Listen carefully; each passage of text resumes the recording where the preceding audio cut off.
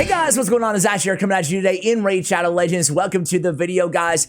Do you have that one champion, maybe more than one? But let me know if you have one champion that you just waited way too long to upgrade. Maybe they were sitting in your vault, maybe they were just sitting in your champion collection, and you kind of always eyeballed them, not sure if I believe the hype, whatever it may be, and then you invested in them, and now you use them all the time, and you really love the champion. Today, I'm gonna share 7 champions who fit that kind of criteria on my account here. An updated list. Last time we did this was about 9 months ago, so let's go ahead and jump right into it here. I love when that happens, by the way. The worst thing is when you build a champion and then you think they're gonna be amazing, kind of like me and Helior. I thought this dude was gonna change my account. I was so excited. Oh my god, is this him?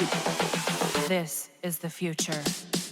Oh my god, it's Helior! If you're one of those players who has like 30 sacred shards just chilling, I think I would take my guaranteed Helior. I think he might be the type of dude that you might want. And now I never really use him, not to say that he's a trash champion, just to say that sometimes it's the opposite, isn't it? Where we think we're gonna use a champion everywhere and then we don't end up really using them that much. Just depending on the other champions we have, everybody's different, right? So anyway, I'm gonna start with one of the obvious choices because I've been talking a lot about this guy recently, but Jimbo the Dishonored, man, I sat on this guy after I pulled him for maybe 4 or 5 months.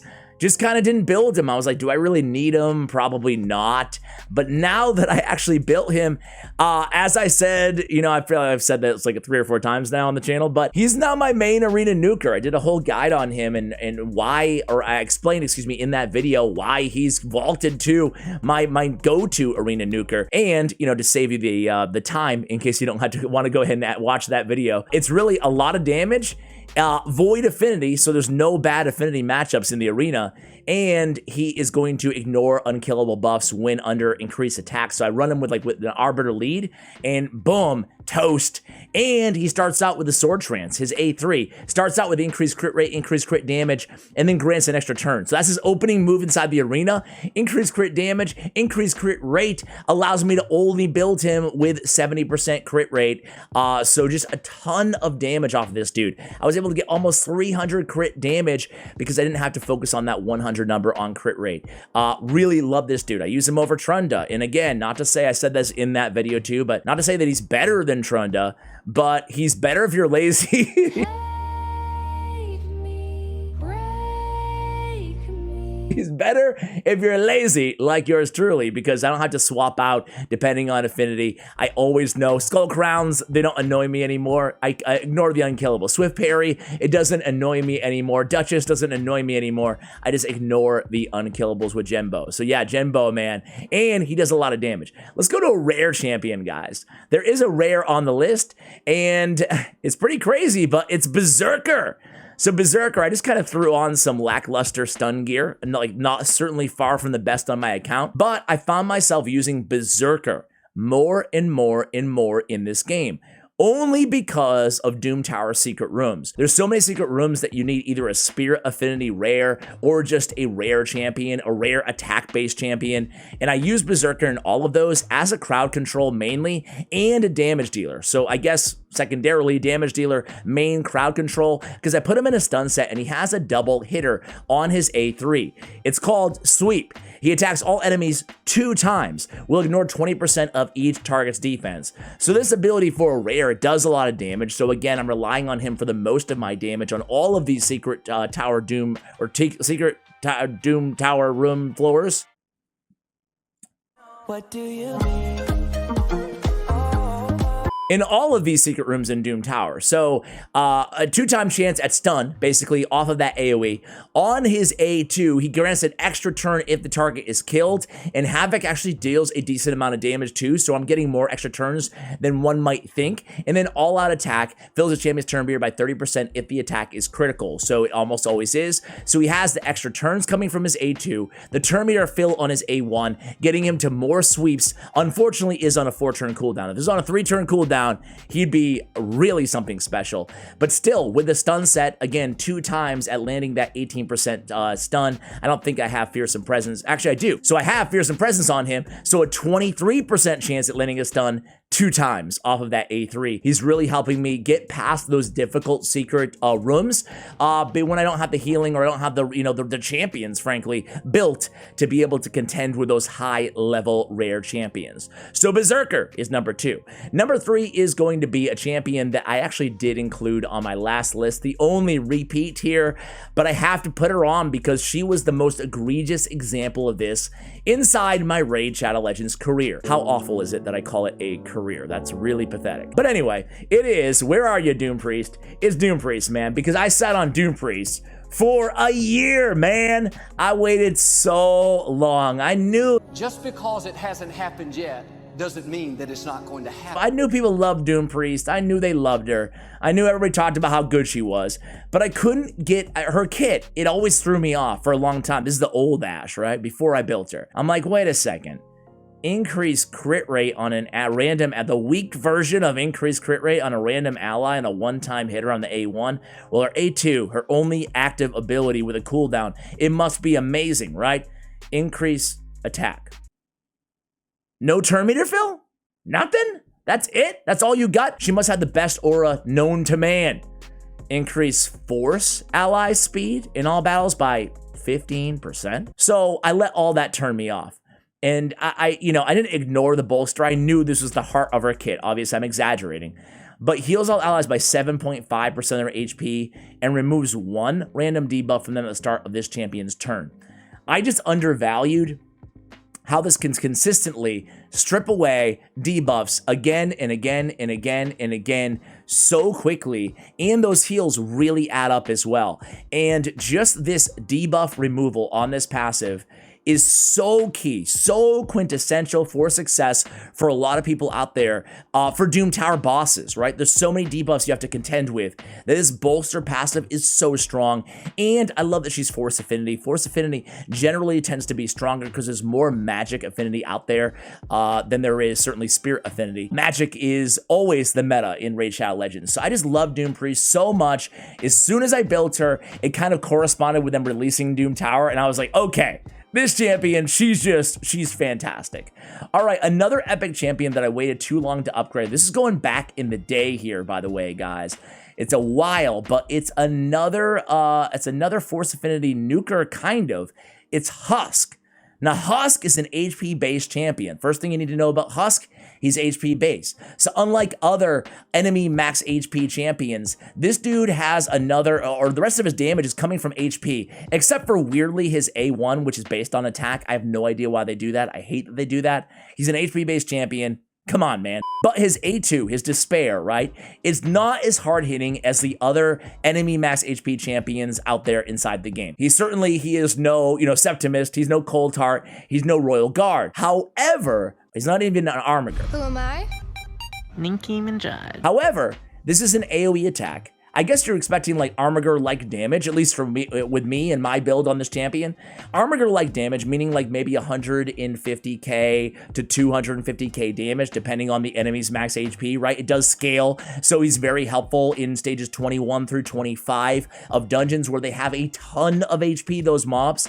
But he's also landing a stun. So he's got a 60% chance of placing a stun on an AoE on a 4-turn cooldown with a very hard-hitting nuke.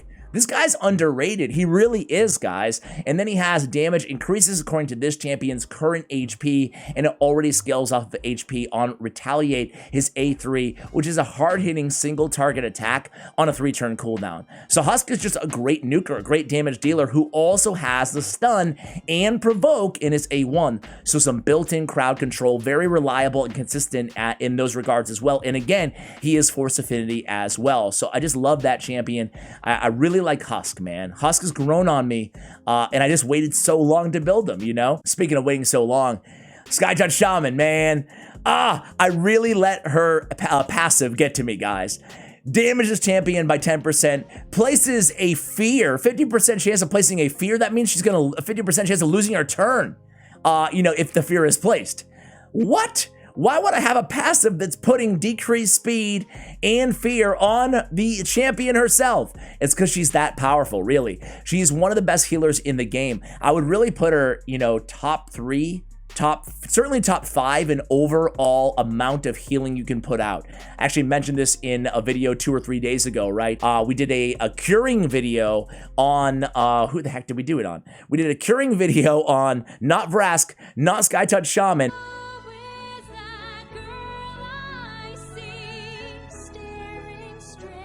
On Rector Droth, that's who we did it on. Jeez, man, my memory isn't what it used to be, boys and girls. Rector Droth is insane in curing gear, so is Skytouch Shaman.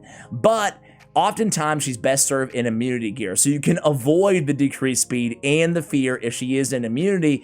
Granted, that only will last you 2 turns, but still 2 turns usually is enough, at least for the arena, and that's why she has this amazing ability. This is why I still use Skytouch Shaman, and this is the crux of why I waited too long to max her out, guys. This is a great ability if you're going against Hegemons or going against Torment. So I use her as almost an arena flex option. She'll come in, unless you have Cardial, go with Cardial, you don't have to build Skytouch Shaman. But if you want to use her for PvP in the arena, you go in, you build her in immunity gear. She's not going to be crowd controlled. She's not going to be frozen or lose her, active abilities or anything like that, unless she's going against Warlord.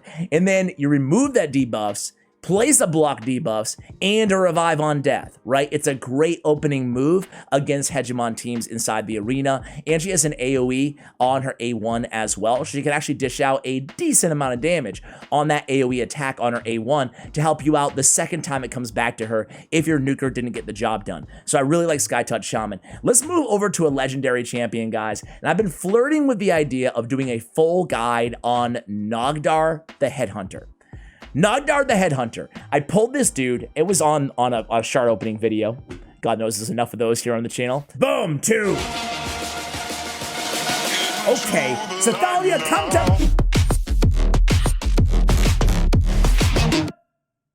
Nagdar the Headhunter? He could be the game's worst legendary, least talked about. I pulled him and I was very, very disappointed immediately. I'm like, great, the worst legendary in the game, or certainly in the running for the worst legendary in the game. I mean, look at the reviews on this dude. People hate this guy, man. People who have him, they hate him. But is he trash? And as you guys know, that's a totally different question than are the reviews bad? The answer I have is A, he's a ton of fun. I can say that. And this is a game after all. It's about having fun, right? So I think he's a fun champion to play with, and I don't think these reviews do him justice at all. Is he great? No, he's not great. But is he this bad? No, he's actually a really fun nuker to have on your squad. So he has a heal on his A1, extra turn if the attack kills an enemy, a hard-hitting A1. Everything about this dude is hard-hitting, but notice his HP is 12k. 12k, okay? On his A2, Gore Feast, a hard-hitting AoE attack. After attacking, he sacrifices HP, a half of his HP, even if it kills himself. What? Okay. Last Rites, he's sacrificing HP again, 50% HP, and then he equalizes HP levels with a target enemy. The HP levels of both this champion and the target enemy will be brought down to the level of the lowest HP. Does not work against bosses. This champion cannot be killed by this skill. There's a 5-turn cooldown. It's a very interesting ability. It's equalizing to the enemy with the lowest HP, and that's pretty cool, right? So he basically brings them down to whoever's lower instead of whoever's higher, like a Senesha-like ability, the inverse of that. So it's fun, but it's really, I mean, the highlight of his kit, though, is Gore Feast. Well, the highlight of his kit is his passive, because this is the big added benefit of even building this champion. Otherwise, he would be super trash. Revives this champion with 50% HP and a 50% turn meter when killed if all other allies are alive. That's the cool part about his kit. That's what makes this champion really fun. He's dishing out a ton of damage. If Orc faction crypts are open right now, I'll show you guys right now. Let me see. I don't know. Is it Dark Elf and Lizard Man? Bummer. I really wanted to show you him in action because he's super fun. Let me know if you want to see a full guide on this champion. So I've done Berserker, Jimbo, Doomcrease, Nagdar, Husk, Skytouch. There's only one more left, guys. It's a champion that I've really probably never even said her name other than just doing, top 10 lists or shard openings. And that is actually not Infernal Baroness, Nazana. Nazana is a more recent addition to these list of champions that I've shunned aside for too long. Nazana's really good as well. I like these champions with 2 strong AoE attacks, right? And Nazana has that. She's an HP-based champion, but all of her attacks are based on attack, which doesn't make much sense at all. And she doesn't put out a ton of damage, but she does have an AoE on her A1. She has an AoE decrease attack on her A3, and you can see I haven't even fully booked her out yet. I was using her in secret rooms in Doom Tower. I haven't even fully booked her out yet because I'm waiting for the next clan vs clan tournament, but I still love her already. 3-turn cooldown, AoE decrease attack at a 75% land rate for 2 turns. On her A1, just an AoE attack. On her A2, we have Ally Protect, and she is an HP-based champion, so she has naturally high HP anyway, so you can build her to be pretty tanky, and to kind of put out dish out a punch too. So Ally Protect for 2 turns, probably the best support ability in the game is Ally Protect. Mitigates 50% of damage, you know? And then plays a shield buff on the champion for 2 turns. The shield is equal to 40% of her max HP. And again, she has a very high base HP of 21k. So super solid, very low attack. So I actually loaded her up on her attack and I put her in a stun set. There's more than one ways to build this champion, right? You can build her for a little bit of damage, build her for crowd control, as I did here, or you can build her as like a very tanky support champion. So I built her for crowd control and I put that stun set on her. And again, I have 2 AoE attacks. Do I have masteries? Okay, I went Helm Smasher here, so I guess I was using her for the waves, just dealing a little bit more damage as well. But nothing wrong with going Fearsome Presence as your tier 6 mastery option as well on your Nazana. So you're getting that 23% chance of stun on 2 AoE attacks, 1 on no cooldown and 1 on a 3-turn cooldown when booked with the decrease attack on top of it and the ally protection. So it's a lot of damage mitigation that doesn't necessarily show up in the stat sheets, right? Ally Protect, shield on herself, decrease attack is also mitigating damage. So I really like her. She can serve a lot of purposes, and I should have upgraded her a long time ago. So guys, there it is. 6 champions I waited 7 champions who I waited way too long to upgrade. Let me know who your champion is in the comments below. Thank you so much for watching, and as always, take care, guys.